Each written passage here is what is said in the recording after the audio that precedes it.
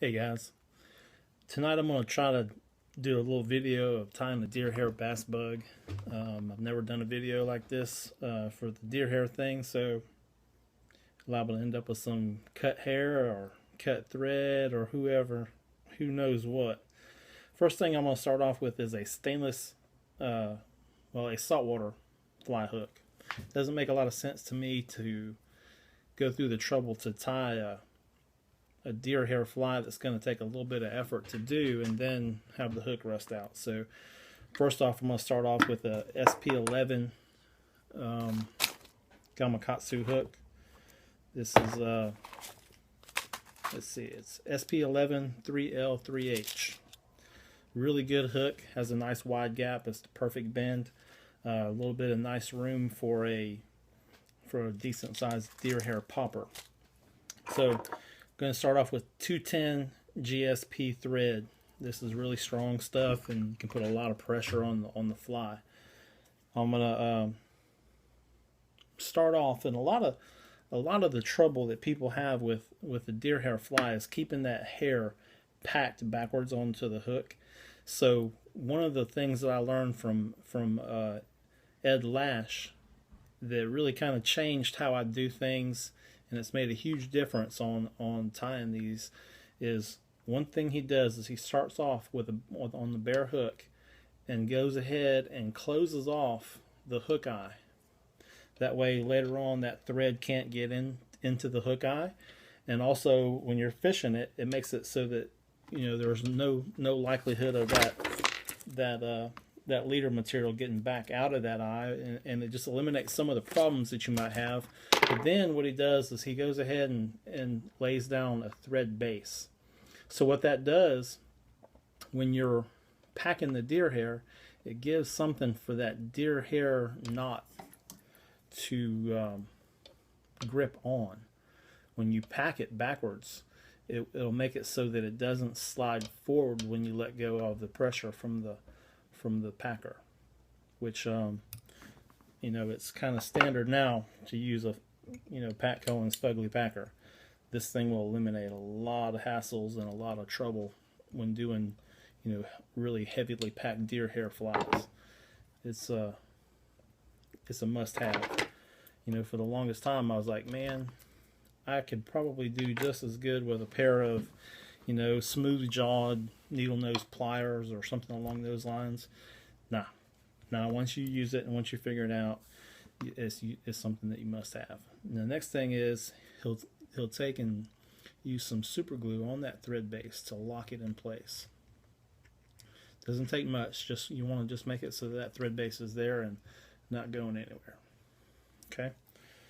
Now, some of the other things that I learned from Ed Lash is about the tail on a fly like this. One of the problems that you have oftentimes with a bass bug, or really any flies in general, is fouling of the tail materials back around the hook. I'm not going to tie this one weedless. I was going to, and what I use as weed guard, if I were, I would use a double loop of Mason's hard mono 20-pound test. Works really good. I'm not going to demonstrate that tonight.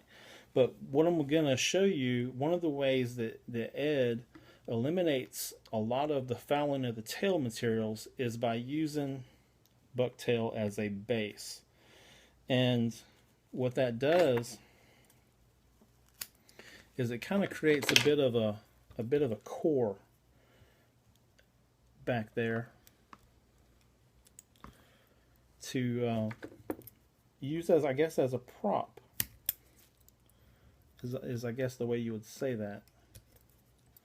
So he uses an amount of bucktail that's kind of fairly close to the length of the hook shank, and then he uses, and I don't have it out, excuse me for just a second, he creates some of the bulk of the tail with a little bit of synthetic material. This here happens to be some Congo hair, which isn't my favorite material. However, it'll work just fine for this fly to demonstrate what we're after. And this isn't like a major part of this, but what it does is it creates a little bit of bulk of the tail material without adding much weight. And you know, these bulky flies, you don't really want to add much weight to them.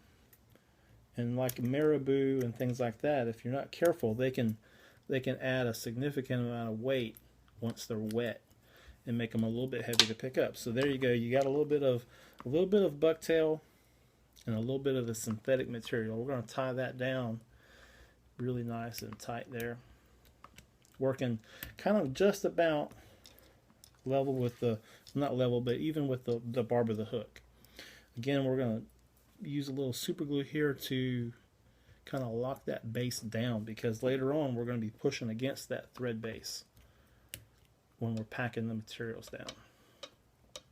Now, another one of the principles that I learned from Ed Lash is whenever you create a collar around the fly, you don't want that collar material to extend out past the prop material, because if you do, then it starts becoming long and kind of makes it much more able to foul around the gap of the hook. So if you, one of the things that he does is he'll make a dubbing loop and put the marabou in the dubbing loop, and that way he can control the length of the marabou. So you got the marabou, if you were to put it on, just palmer this marabou feather on, you can see the length of those marabou fibers. They're going to be way out here at the end of the end of the fly, and you really want the tip of that bucktail to be the absolute tip.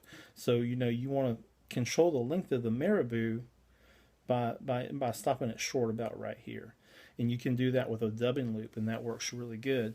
But in this case tonight, I'm going to just use some of this this dubbing brush from EP, Enrico Pugliese stuff. I'm not sure exactly which model this is. It's got the UV and sparkle in there. I think it's probably some Senyo's chromatic brush or something like that. I'm not really sure, but it's got a little bit of sparkle. It matches the colors that we're doing, and we're going to just put a little bit of that around here, because this isn't going to be the main collar. This is just going to be kind of like a little bit of a transition kind of deal here, and add a little bit of sparkle. That's another thing is these flies don't really need a lot of flash unless you're looking for like predatory fish. Bass, I think it's more about the motion and the action, and I don't think that you need a lot of sparkle for bass, in my opinion, but you know, I've been wrong before, so do however you like on that. I think what I've learned from Ed is that he puts a little bit, but it isn't very much. It's just kind of more of an accent kind of thing. So I'm going to secure that down, and then I'm going to take my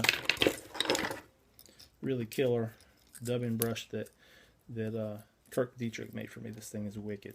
A little bit aggressive here, so you kind of use it a little bit lightly, and just to brush those materials out and get them to blend in a little bit there. So now we're going to talk about applying the first parts of the belly and the collar of the deer hair. So one of the things that we're looking for a really tightly packed and durable bass bug is the quality of deer hair. This purple, I'm not really sure how well you're going to be able to see it. This purple kind of is pretty much like the perfect texture for what I like. If you can tell there, it's fairly stiff, hollow fibers that are considerably larger than what you would see on the body hair. And there's very little of the underfur in there. Even though there is some there, we're going to end up cutting that out anyways. Trying to decide what color body the bottom color is going to be. I think we're going to go with the pink. And before I go any farther, one of the things that Ed taught about making consistent flies and making flies that are repeatability in your tie-in. And one of the things that he does is he uses a circle gauge like this to measure the hook gap.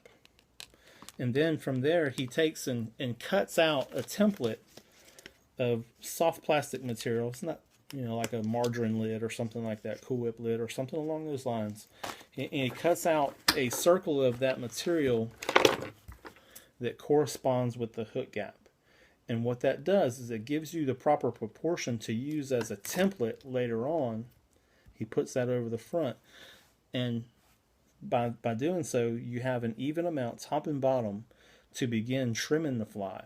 So it'll preserve your hook gap when you're done trimming it. I'll show that maybe later on in this video or an accompanying video. But this is very important. And you create a little circular template to